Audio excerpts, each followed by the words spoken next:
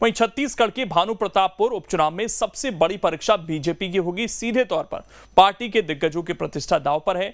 आखिर ऐसा क्यों कहा जा रहा है, इस रिपोर्ट में आप देखिए।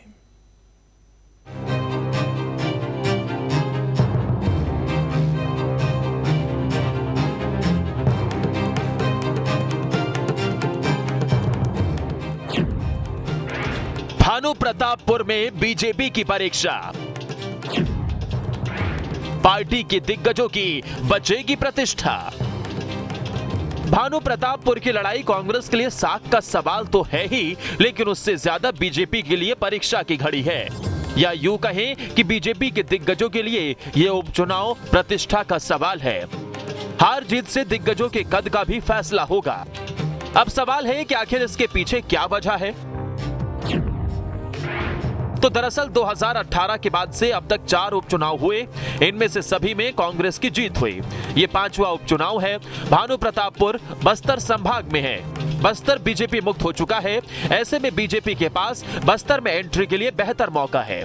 नतीजों से सियासी समीकरण प्रभावित होंगे, कार्यकर्ताओं के मनोबल पर असर पड़ेगा। बीजेपी की आक्रामकता बढ़ी है। बड़े नेताओं के लगातार दौरे हो रहे हैं।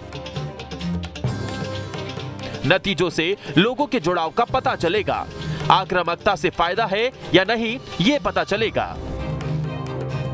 इसीलिए बीजेपी के तमाम बड़े नेताओं के भानु प्रतापपुर पहुंचने का प्लान है। जानकारी के मुताबिक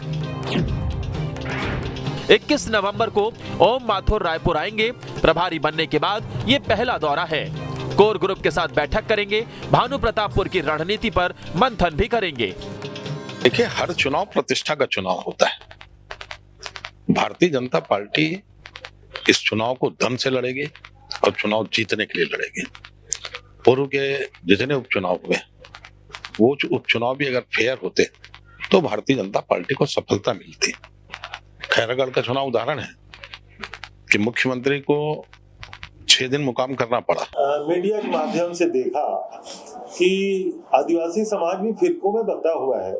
कुछ आदिवासी समाज के लोग चाहते हैं कि हर गांव से प्रत्याशी उतारे जाएं। राजनीतिक रूप से वो किस पार्टी का विरोध कर रहे हैं, उनकी आरक्षण के संदर्भ में डिमांड क्या हो सकती है, क्यों हर गांव से प्रत्याशी उतारना चाहते हैं, तो वही बताएंगे। लेकिन मुझे लगता है कि शायद ये सफल नहीं हो पाएगा। राजनीतिक दल चुनाव लड़ेंगे और भानु प्रतापपुर तो कांग्रेस की परंपरागत सीट है। हम भानु प्रतापपुर जीतेंगे। हालांकि दोनों ही दलों के सामने एक सबसे बड़ी चुनौती आदिवासियों की नाराजगी को लेकर भी है, क्योंकि सर्व समाज ने चेताया है कि अगर आरक्षण पहले जितना नहीं हुआ तो वोट नहीं देंगे। अगर ऐसी लामबंदी आखिर तक रही तो दोनों ही पार्टियों के समीकरण खराब होंगे। इसीलिए अब ये कहा भी जा रहा है कि भानु प्रतापपुर में आरक्षण ही सबसे बड़ा मुद्दा है और इसी पर वोटिंग भी होगी। ऐसे में जो आदिवासी वर्ग को साधने में कामयाब रहा, जीत का सेहरा उसी के सिर बंधेगा। अब आपको बताते हैं कि आखिर इस सीट पर कब किसका पलड़ा भारी रहा है।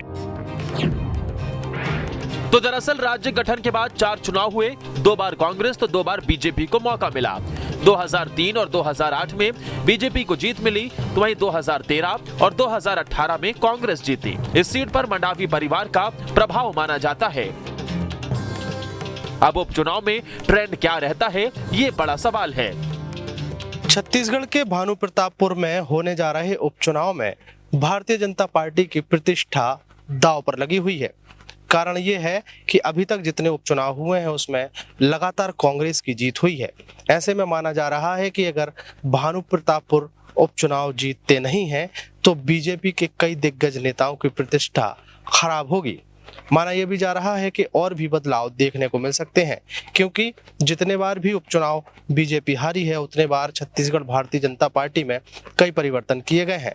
इस बार बीजेपी विपक्ष में है और विपक्षी दल होने के नाते संगठन आला नेतृत्व ने स्पष्ट कर दिया है कि अगर भानु प्रतापपुर उपचुनाव नहीं जीते तो आने वाले समय में बड़े बदलाव किए जाएंगे। अब देखने लायक होगा कि इस बार बीजेपी कौन सी रणनीति अपनाती है ताकि भानु प्रतापपुर चुनाव जीत सके। वहीं कांग्रेस पहले से ही इस पूरे मामले में आश्वस्त है कि जीत उसी की होगी। वीडियो जर्नलिस्ट प्रमोद देवांगन के साथ अंकुश शर्मा, न्यूज स्टेट मध्य प्रदेश, छत्तीसगढ़। अब इसमें खबर तो यह है कि भानु प्रतापपुर का उपचुनाव कई मायनों में खास है। इससे पार्टियों को ट्रेंड का भी पता चलेगा। 2023 से पहले जनता के मूड का पता चलेगा।